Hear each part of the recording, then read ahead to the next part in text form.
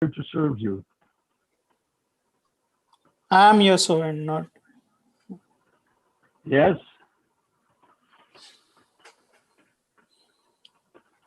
Did you shift your room, Prabhu? Where are you? I'm ready when anyone else is. Hare Krishna live.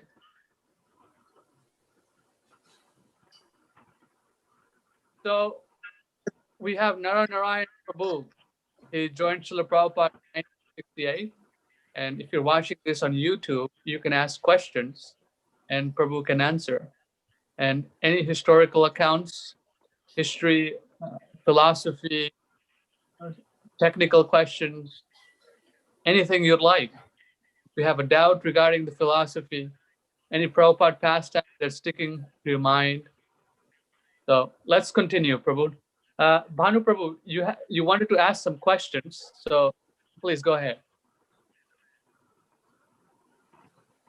Which questions, Prabhu? I didn't know. Oh, I don't okay. have. You don't have any questions. Okay, Prabhu. No. Let's, Narayan Prabhu, you started. So where should we start? What you have been thinking about today? About the movement, about Srila Prabhupada, and what you want to do?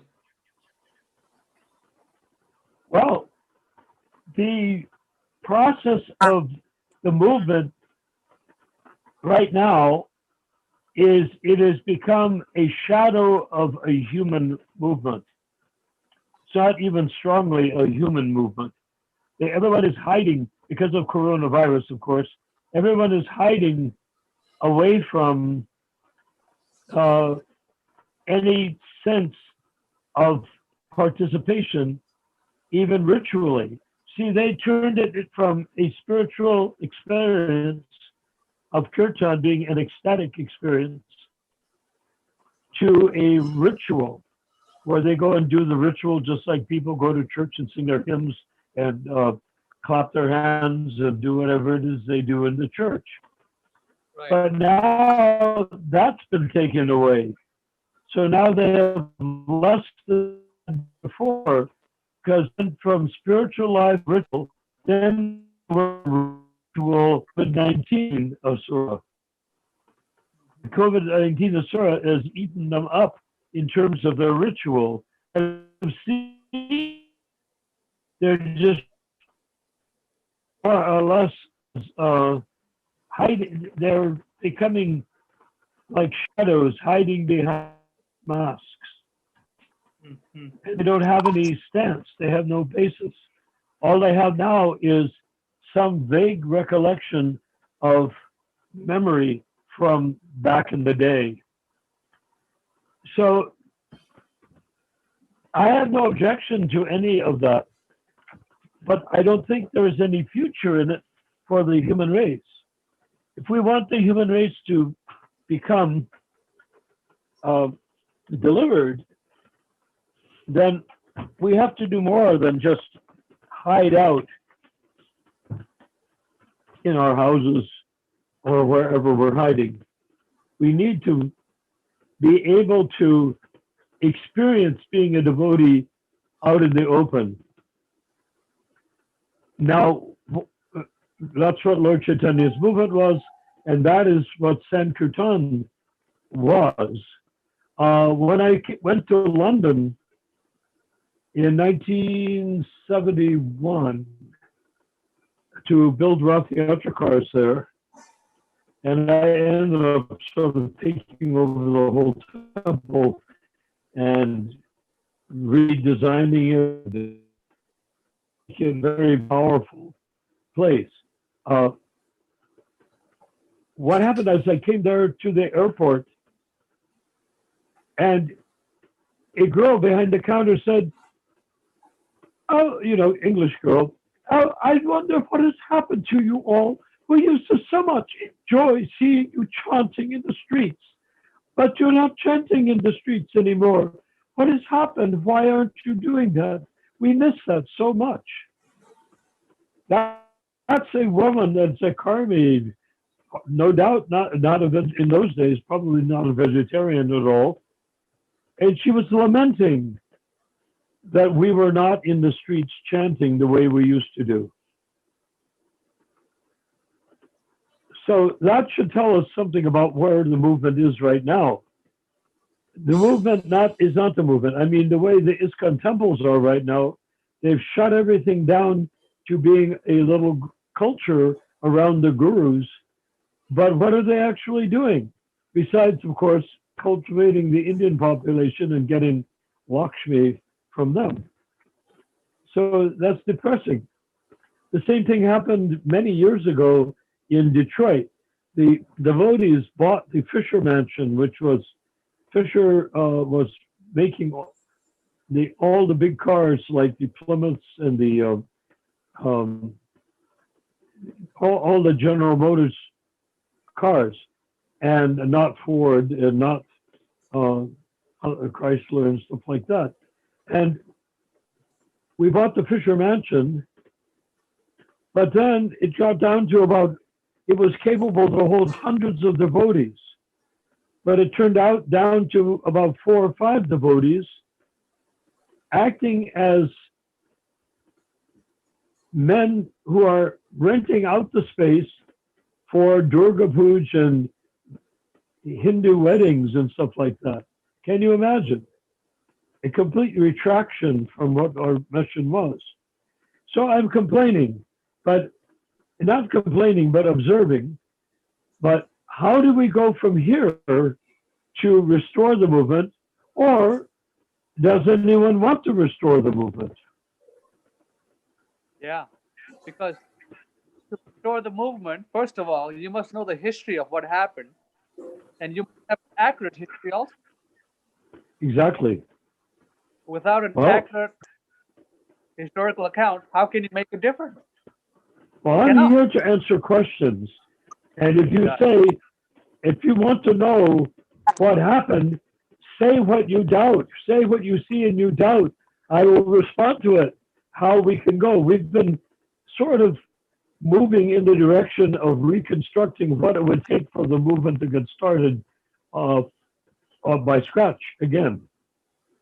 But we need more people, and the people on this site on this Istagosti Zoom call to announce what they see between the movement and where we are right now. When I say the movement, I mean how do we create the Krishna consciousness movement again, and what would it take, and what are we missing? So does that make any sense? So why not ask questions based on, I've been to the temple, well, there is a problem, I didn't resonate with it, and now what do we do? Yes, what do we do? Does it make sense? Yes, practically, what I have realized is that, first of all, one must get away from this type of association. First thing, that's number one. If they realize there's something wrong, first of all. Yes. If you think everything is all right, you're going with the crowd, then you're like another sheep, going here and there. Yes, but we can't give up something without having somewhere to go. In fact, we don't really need to give up the gurus and ISKCON. We need to march steadily toward a ISKCON that we can respect and will fulfill what Prabhupada did. So we went over some of the points. The first thing is get a house or an apartment or a space in a park under a tree, but somehow or other get a place to congregate. Then the next thing is congregate and create Sankirtan chanting in the streets, not just people hanging around. I will say one thing factually, that even in 1969, when we sometimes had 50, 60 devotees in the temple, when Sankirtan was going on, guess how many people were left taking care of the temple? 1 or 2, maybe. Not even that. No one. We shut the temple and everyone went on Sankirtan. Wow. Then after that, it got to where somebody has an office and you have to go to the office just to even the temple commander has an office. You have to go to his office and practically beg to get a toothbrush or some toothpaste. Wow. And he controls that and he puts you through, runs you through the ringer before you get your thing that you need. And he was sitting always in his office. So that was the beginning of destruction of the movement, beginning around 1969. That's when, at least in Boston, they had a lot of rooms in the building we were in. And one guy pounces on the space, makes it his office, and then controls from there. Just like a corporation or any business, I'm the boss and you're the employee that wants something from the boss. How many So- hours of Sankirtan it used to happen those days, Prabhu? How many times, hours? How many I'm hours sorry? of do? How many hours of Sankirtan they used to do? You guys used How to many Oh. times, how many hours? How many Frequency hours? all. Well, I lived on the temple. In New York, when I got there in 1968, Sankirtan at all. But a bit before that, the Duda was there and he'd take out parties chanting in the streets.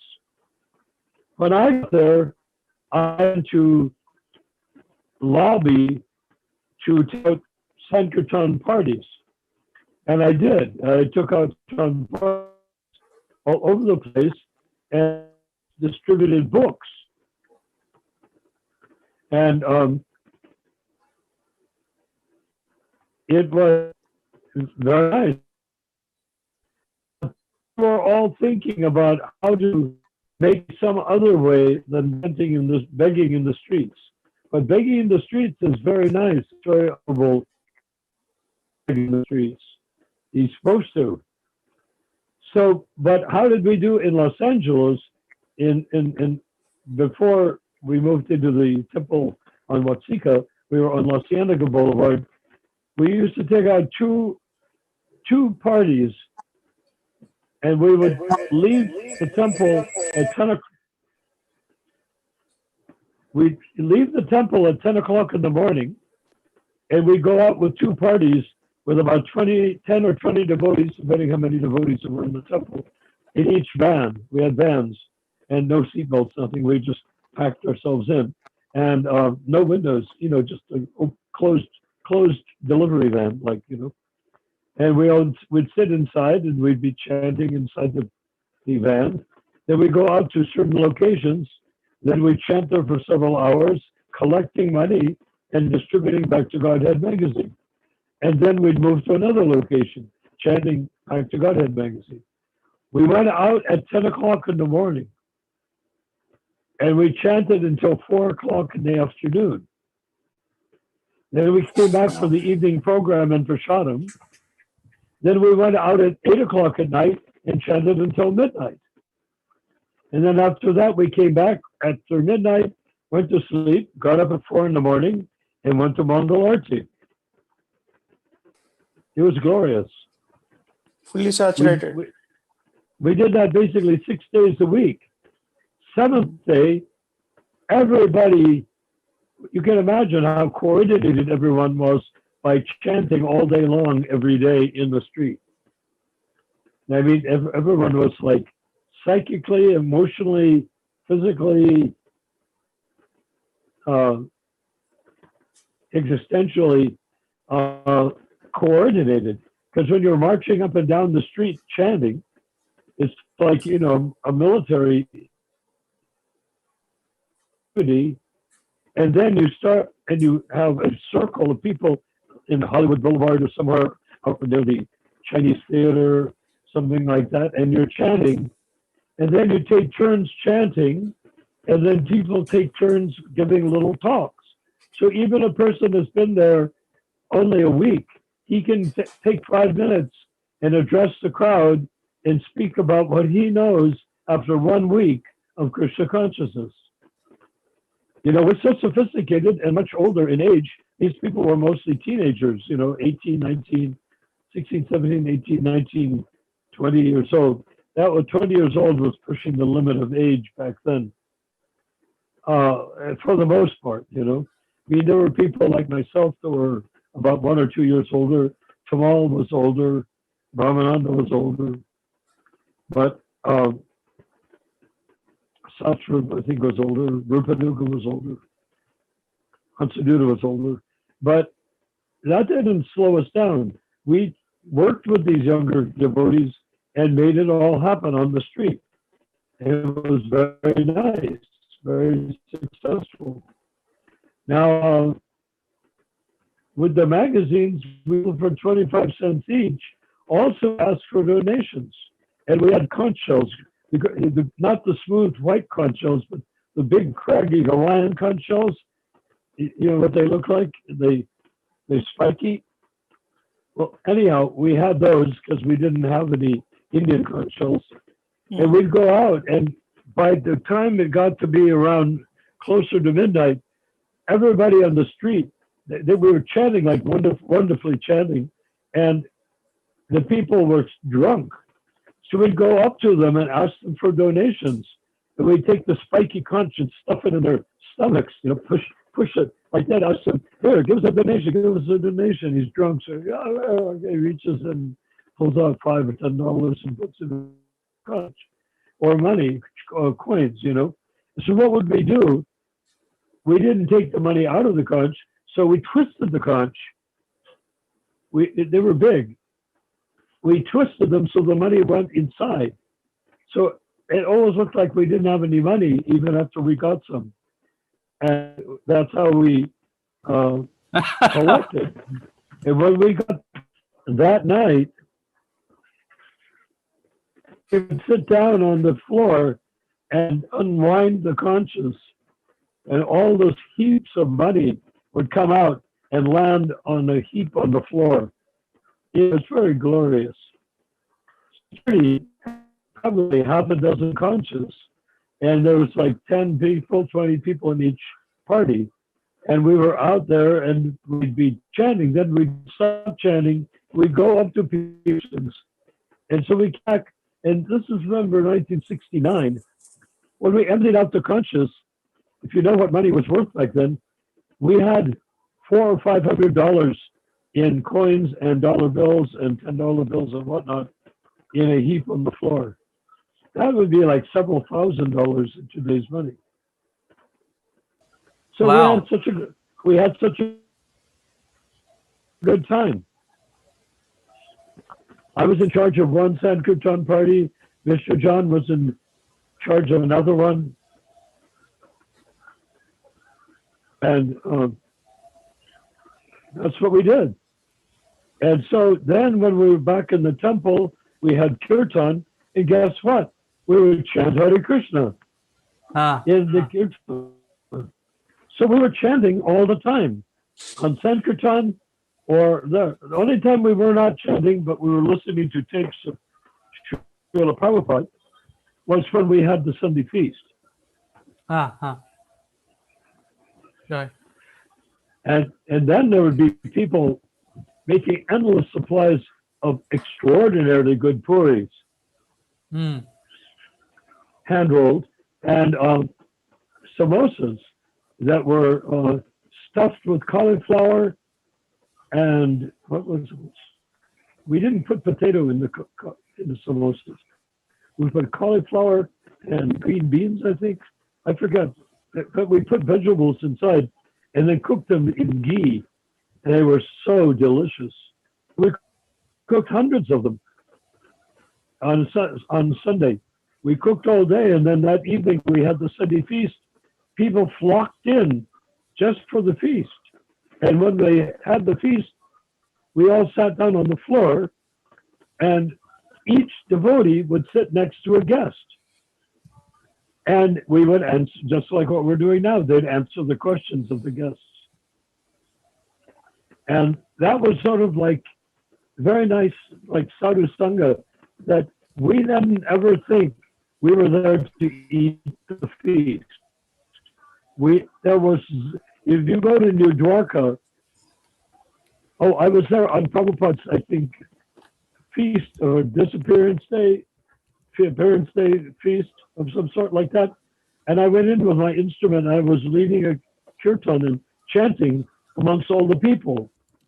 The temple president, who never goes, Savas, never goes to the feast, he came down and said, we are hearing complaints that people were chanting, and you have to stop chanting. I said, why do we have to stop chanting? This is Prabhupada's appearance day. Why are we going to stop chanting? He said, because they can't talk with each other. And I said, talk with each other? Why should they talk with each other while taking prasadam? Prajalpa. Why don't we have kirtan while taking prasadam and also discussing Krishna Katha while taking prasadam? Shavas, opened his mouth to tell me how wrong I was, looked at me, and I looked at him squarely, and he couldn't say anything. Because he came down to tell me not to chant. Well, I stopped chanting because he requested, but can you imagine? The temple president tells me to stop chanting Hare Krishna because people want to gossip at the dinner table. Wow. But the way it was before, in Oceanica Boulevard Temple, and in Boston, Which year, we would sit Which there. year that? 1969. Well, 1968 also. When I joined when I came to the temple with Madhud Visa, who dragged me there, saying, I'm afraid to go myself, but if you come, I will feel okay. Can you imagine? I was like his bodyguard. The movement started in 1966, right? And that was 1968, 67, 68, yeah. And I went to the temple with Madhud Visa with the idea that he was afraid to go and he wanted me to go with him. So I went with him. And it was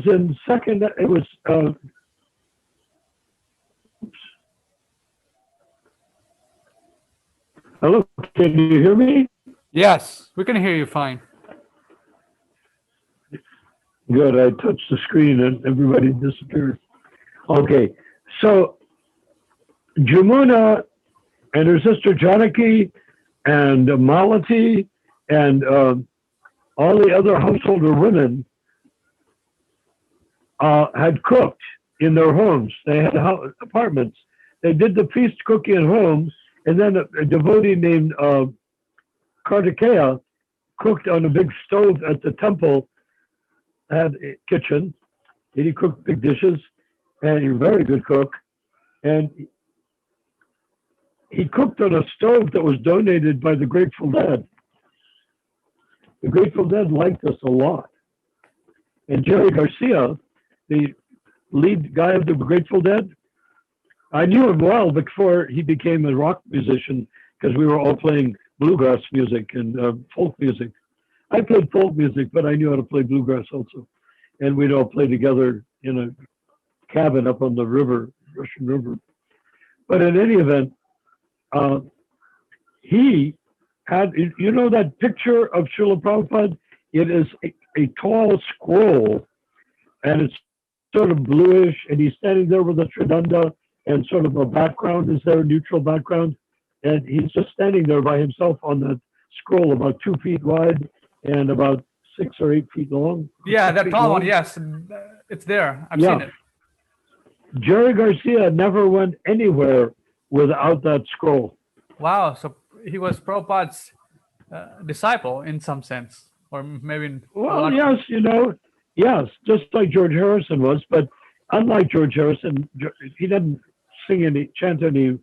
I don't know. He may have chanted the Hare Krishna mantra, but not when I was watching. Right. Wow. But in any event, he believed. He believed in Prabhupada, and that's a step. You don't have to do everything. If you go into a town and 2% of the people become initiated devotees, and 10% of the people have the scroll of Prabhupada in their house, and 80% of the people buy the original books and read them, there's success. But the bigger success is when you can get a mela and have 80, 100, 200, 600, 800 people there reading the books and discussing them in a class or a sagosti. Right. You see, the whole point is that we're not trying to make this a private experience. Everyone is trying So to make it was a expanding outward. yeah. Everyone is trying to make it a private experience.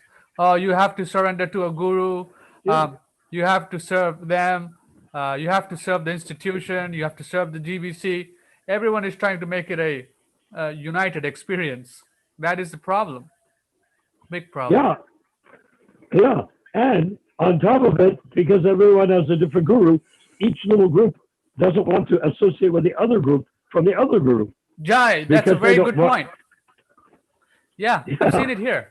I've seen it here in Sacramento. The Jay Patakas don't like the Radhanath, and it's a big clash amongst the gurus and disciples. And that's why for 25 years, nothing has happened in Sacramento. And I was part of that. Yeah. Unfortunately. Which one were you part of, the Radhanath or the Jaipataka? I was Prabhupada's partner. I'm the only one there. The which one? Prabhupada's team. Srila Prabhupada. Oh, yeah, but you said you were part of it, so I just wonder which one were you part of? No. Part of it meaning that I was with them, meaning that the whole thing, Radhanath, Jayapataka, Tamal Krishna, Bhakti Charu, all these different gurus are mishmashed together. All of them have Yeah. different philosophies, different philosophical backgrounds, different conclusions. So how can I, as a aspiring student of Srila Prabhupada, get along with such people when it's totally against Srila Prabhupada's conclusion? What Prabhupada says on different topics, different. Yeah. Well, the same thing. Yes, I agree with you to 100%. The same thing happened with the Gaudiya Math. Bhaktisiddhanta had, I think, like 60,000 disciples. He opened so many temples, but what he said was that when we were just going here and there, we had no temples. We were fine, but we get temples and people not demanding, fighting over who gets which room in the temple for themselves. Yeah, So, and that happened then with the Gaudiya Math. it's happening here. So, and then after Bhaktisiddhanta, go Yeah, ahead. same thing happening here. People are trying to, have their guru's team on the management, on the board. So it's like everyone is like trying to, dominate each other, like what you're saying. So, I mean, if you say, how do you do that? I can't fix it, and you can't fix it. We cannot fix it. I'm talking about that problem of who's on the board and all that. You and I, we can't do it. What are we going to do? Say, no, you have to be equal, or no, you can't fix it. Do you know who can fix it? The public. Yes, but specifically, each one of those members who has a guru, he can fix it. Yes. He can say, like you did, enough already. Right. Don't want to do this anymore. I don't want to do this anymore. Precisely. Right. So, because it's all down to the Aniyabalasa Bij again. Yeah. It's all social, Yeah. horizontal. If you're worried about who's on the board of directors, it's already become horizontal. Right. That's what they're worried about. My guru's disciples must be more, so they'll stick with me. My group. Yeah. So then where's the cure? Well, the cure is that each temple president has his temple. Everyone has the same spiritual master, Srila Jai, Prabhupada. that's the thing. Everyone must have the same spiritual master. Without that, there's no success. Yeah. Well, all the gurus more or less claim that they all have the same spiritual master because that a lot of them are initiated by Prabhupada, no? Yes, they say that, but the conclusion is totally different. Well, I mean, they say that. Well, I'm sure there are some that were, but aren't there gurus that have given birth to gurus? What do you mean? Like second generation gurus? Well, like did Tamal create gurus under him? Oh, not yet. Not yet. These are all Prabhupada disciples. Yeah, these are Prabhupada disciples. Even among the disciples of the disciples, Prabhupada's disciples, they have a different conclusion. Like, I'll give you an example, practical example that's happening right now. All this is okay, Prabhu, but we should also focus on discussing general Krishna conscious topics. Because yesterday the whole session went on discussing these sorts of history and gurus topics, all negative, lots of negativity. It brings the mood down, actually. Can you explain what he said? He's He got said- a wonderful accent, but I don't always understand it. He wants I'm to sorry. talk about Krishna consciousness, not these managerial problems. It brings him it brings the consciousness down or something. He's saying. Oh, well, shall we say that you're in India, but if you go to an ISKCON temple, you'll be stuck in the middle of that sexual thing. What we're doing here, talking across, instead of Krishna Katha, which we can get by reading Krishna book or the Srimad or the Charita, what we're getting here, and Dr. Ronald Singh and working with, I'm inviting you to take part so that you don't get dragged into something that will not make you happy. We're not just criticizing.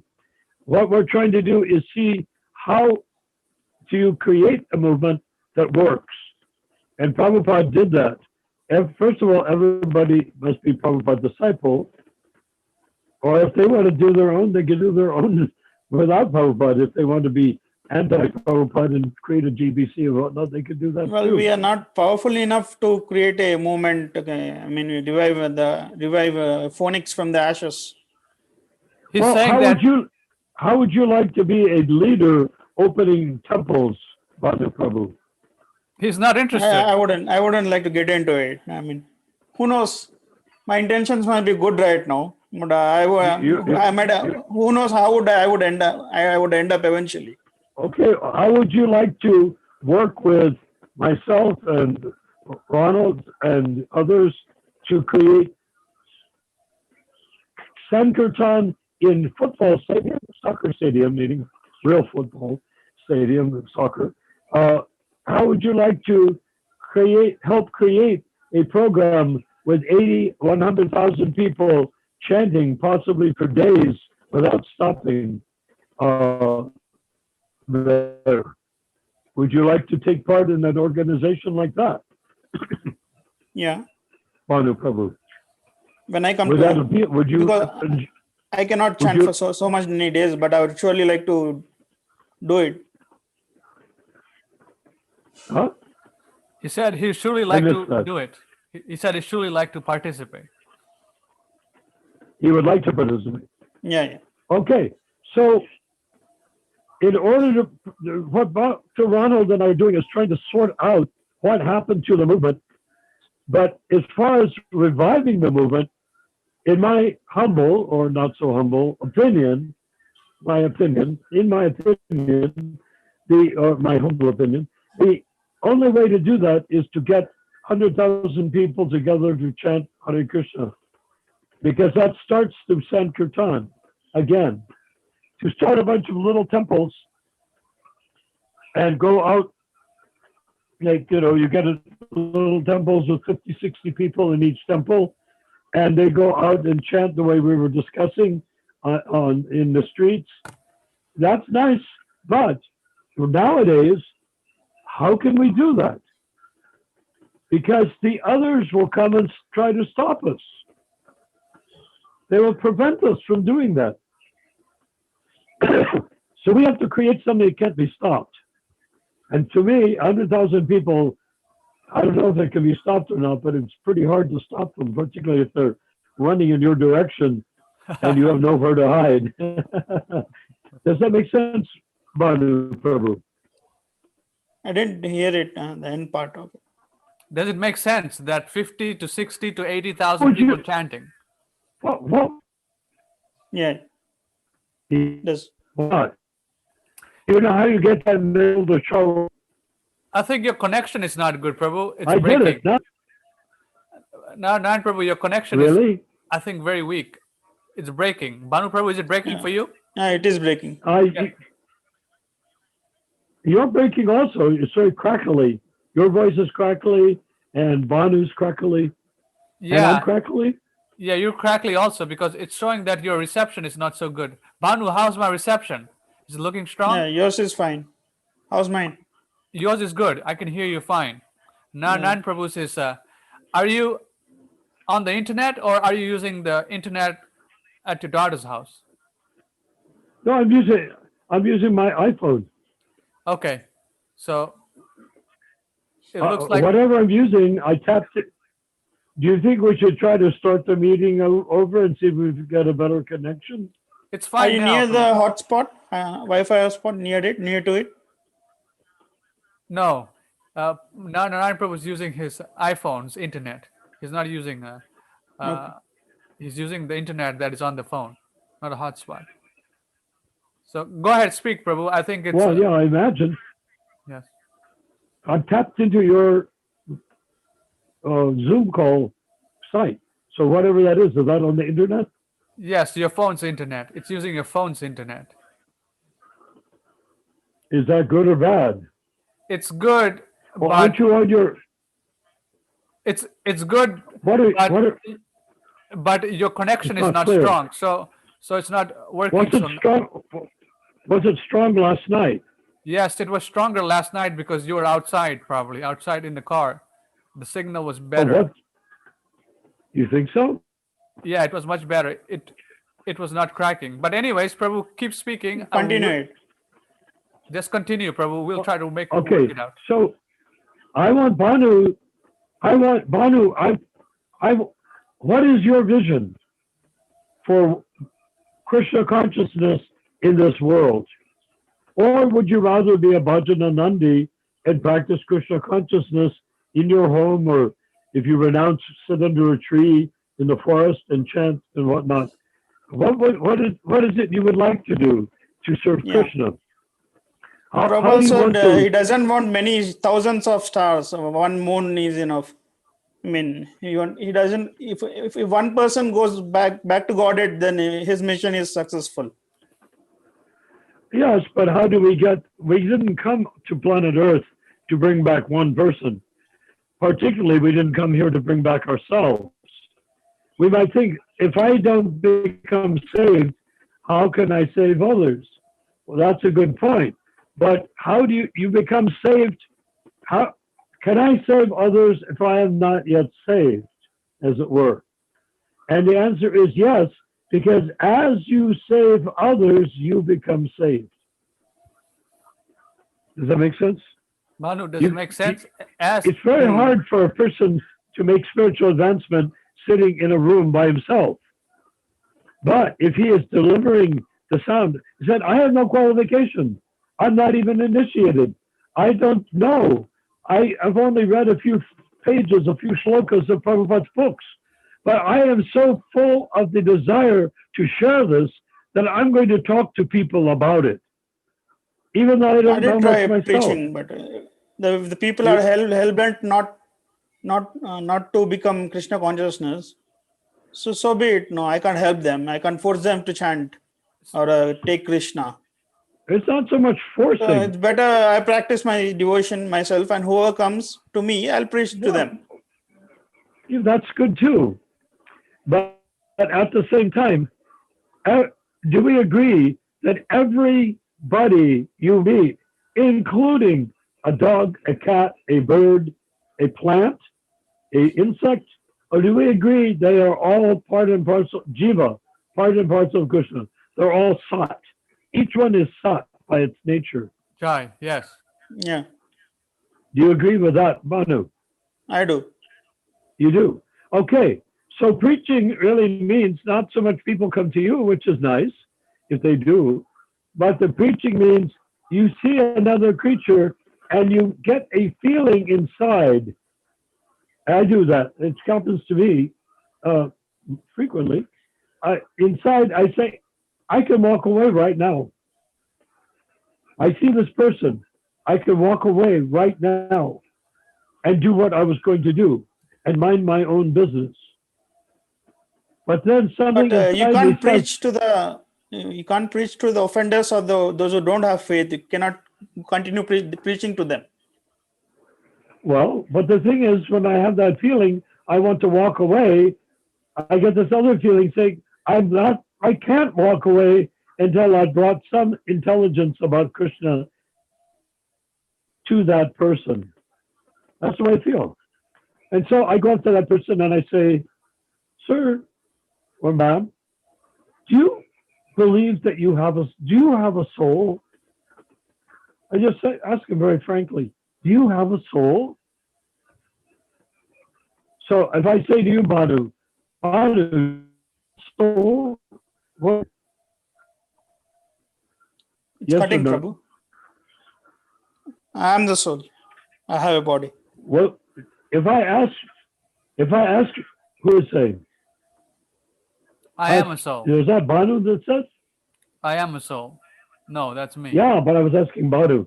Yeah, I I said. wanted to hear from Badu saying that. You said it? Yeah, Okay, yeah. good. So I go up and say, do you have a soul? Oh yeah, I have a soul. Mostly. Oh, I don't know. I'm not sure if I have a soul. It's a weird question to ask a strange person that you've never met before, and it doesn't ask to be talked to either. And I get away with it now because I'm sort of bouncy guy, and I'm also supposedly elderly. So because I'm a bouncy elderly guy, people will know what the heck to make out of it. So they don't see how they can say, go, leave me alone, I don't want to talk to you. So they have to answer. They say, yes, I have a soul. I say, well, I don't have a soul. Then the look goes across their face. If they're a Christian or something religious, the look goes across their face. Oh, I'm dealing with one of those. And I said, well, eventually they need to understand that there's no enjoyment in sense gratification, and there's only enjoyment in chanting the holy name. Until then, it's like taming a wild animal. Well, Krishna consciousness is like taming a wild animal. Well, that's only getting to the stage of Krishna consciousness, starting the Krishna consciousness, and then yes, it's up to them to take it forward. What did Lord Chaitanya do? Our movement of chanting Hare Krishna is not coming from the Hindu philosophy. It's coming from a specific person 500 years ago, Lord Chaitanya Mahaprabhu. He came, an incarnation of Radha and Krishna, in that order. And he came and he brought so many amazing and exciting from Krishna Loka with him. And they began to do pastimes all over Bengal and then over South India, Puri, like that. They did all of these things. So the question is, our task is to follow the example of Lord Chaitanya. Does that make sense, Banu? Yeah. So Lord Chaitanya went out in the streets chanting.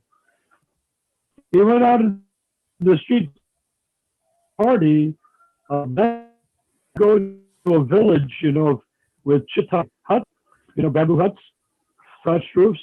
He'd go into that village or the town, and they would have kirtan. And the people were so addicted, they came out of their houses and began to chant because it was so attractive, the sound vibration. They couldn't stop themselves. They came out and began dancing in ecstasy and chanting. And when Lord Chaitanya left that city or that town, the town was gone. all the buildings have been knocked down by the people dancing. All these chitai bamboo houses were flat, and people danced on them. So that is Lord Chaitanya's movement. So if you want to follow Lord Chaitanya, then that's how you do it. Go out and chant until all the houses fall down and you're standing on top of the pieces of the houses with a bunch of people that have never chanted before, going crazy from hearing the holy name of Krishna. The ISKCON temple say don't go on the road chanting because the traffic police, the traffic problem would come. The people, the traffic, because there will be a traffic problem because the traffic police wouldn't oblige to them. Traffic problem? Did you say? Yeah. Traffic. Well, the bigger the traffic, the better. You know, if people are chanting, they can drop everything. And what Lord Chaitanya used to say, and I used to say it in New Dwarka in 1973 when I came back from India, they put me in charge of the Sunday program, in charge of all the kirtans, which magically became only Prabhupada melody kirtans. They said they wouldn't permit, the traffic police wouldn't permit for every day, long. They wouldn't give permission to do Nagar Sankirtan every day. So they only do it early in the morning and at 6 o'clock. Who is doing? Half an hour, 45 minutes. Who is doing? You're doing? No, at the local temple. I went many times. Sangar Sankirtan. Well, what temple is that? Abits ISKCON, Nampalli. It's ISKCON temple? Yeah, ISKCON temple. He's saying that the traffic police in India, they don't allow Nagar Sankirtan. The traffic police don't allow them to do long kirtans because it would affect the traffic. Traffic of cars or traffic of pedestrians? Traffic of cars, right, Bhanu? Yeah. Traffic of cars. Ask them only why don't you do it in the daytime and maybe long sessions, long hours? Why only do it in the morning when not many people come? Well, if they can't chant, but they chant anyhow, you say, right? They are going out every day? Yeah, they are going. Well, that's good. Who's taking them out? Who's leading them out? The Prabhu is there. He came to the temple and is staying in the temple many years ago. I don't know the name. He's praying. Oh, this is not now. Yeah, it's happening these days. Every day today? Every day. You've seen. So what is the difficulty? Yeah. Well, who is the guru? Bhanu's the guru. It comes under Jayapataka Swami. Once Jayapataka, so I saw this ISKCON Guru Jayapataka Swami once at the Abbott's ISKCON temple. I never met any other gurus over there. So who leads the kirtan out, and whose authority are they leading it out? Because that's sort of unusual.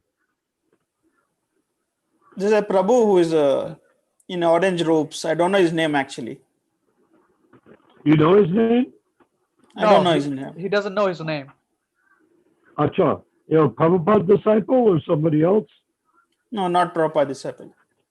Somebody else. Okay. And the only other thing is, are they chanting Bollywood style kirtan or are they chanting Prabhupada style kirtan? No, Yeah. not the Prabhupada. Not the Not Prabhupada. Prabhupada. Not Prabhupada. That's the problem, because there's benefit, no doubt, chanting. Either chanting not melodiously, chant off key, or squawking, not sounding.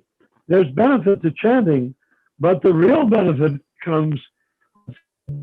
The chanting should be heard, however, from the lips of a pure devotee for full effect to be achieved. So if we chant from the hearing the lips of the pure devotee, and I don't know if any of the temple leaders claim to be pure devotee. If you hear from the lips of the pure devotee, I would say example would be Prabhupada, that there it'll be so attractive. In 1916 to It's cutting, London, Prabhu. within less than a year, Video is cutting. they made a record.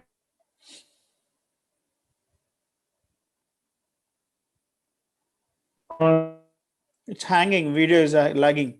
One hit. Your video is You not can't hear me? so it's lagging. The video latency is off. It's like Oh, well, I don't know what the solution is. yeah, it's just the internet connection. Shravan is coming. Who? Shravan is coming. Acha, I think he's in. there's Shravan coming. Yeah, Shravan is here. When is Shravan going to get a camera so you can see him? Never. He'll. He has said to he was make- going to. He has to He make said some he- money first. Well, Shravan is very good at making money. So it seems that the Krishna consciousness movement changed all of a sudden, and Yes. to restore it to its original glory will take a lot of work, maybe less work. Well, that would be if we're trying to take the entire movement of 5 million devotees and restore it. That's a lot of work. Right. But if you want to have one devotee, how did Prabhupada create the movement? He sat under a tree in Tompkins Square Park in New York. Right. He chanted. Every month he would go down to the harbor and look when the Jaladuta came in. Every year, every month, the Jaladuta would arrive in New York Harbor. And he would think, this time I'm going to go back to India. Right. He would think. But then he said, no, I'm not going to go back. Not this time. Maybe in a month I'll go back on the Jaladuta. Once again, back to India. So he would do it. But at one point he came to a place in the what you call it, a fork in the road. He said, all right, this time I am going to do something. And when I am finished doing that something, if there's been no change, then I am certainly going back to India on the Jaladuta. Ah. So what he did was he went into Tompkins Square Park, he shut his eyes and had kartals and was chanting kirtan with his eyes shut. And he just, you know the story? No, He I don't. chanted and he chanted and chanted for 3 hours. And then in his own words, he said, and at the end of the 3 hours, I opened my eyes and I saw there were young men and women and they were dancing. Wow.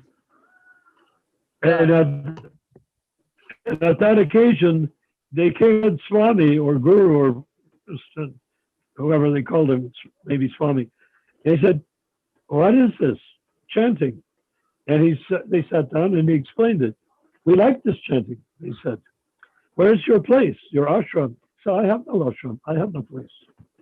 You mean you come out here by yourself and you're chanting and you have no place where we can come and listen to you and take part in the chanting as well? And he said, no, I have no such place. So they got together and they rented 26. 22nd Avenue. Yes. And it was a hippie gift store before, Matchless gifts. storefront, Yeah. and it said on the front, matchless gifts of all things. And they came in there, and then Prabhupada would sit in there. Rent was practically nothing, you know. In San Francisco, we objected when they raised the rent for the storefront on Frederick Street from $50 a month to $75 a month. That's how much it cost. Wow, that's nothing. Yeah, you can get an apartment for $50, $75 a month, Wow. 2-bedroom apartment. And you make, but you much money. You make like $3 an hour income, minimum wage. Not minimum wage, actually, it was more than minimum wage.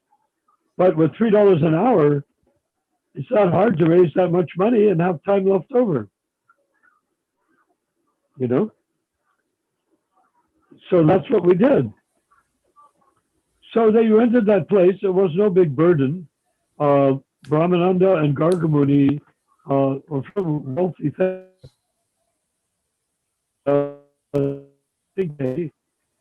They weren't, other people pitched in. And the next thing you knew, people to the temple. Now, an interesting thing happened at the temple.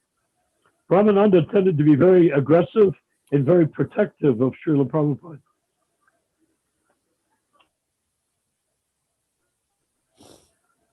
Right. A drunk, do you know the story? A drunk Yes.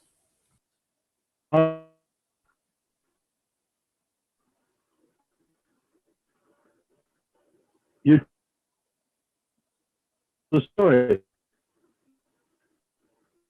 It's lagging, Prabhu. Your phone is lagging really bad. Your voice is cutting. We cannot hear you. It's because of your internet connection. I think, yeah. So can you maybe restart your phone, Prabhu, and come on Zoom again? Maybe that might fix it because we cannot hear. Meeting? Yeah, same meeting. Just turn it off. Okay, well, that's terrible. Yeah. I can hear myself, and I'm enjoying it. It's very nice. Okay, I'll stop and rejoin. Yes, Prabhu. Okay, now where are we?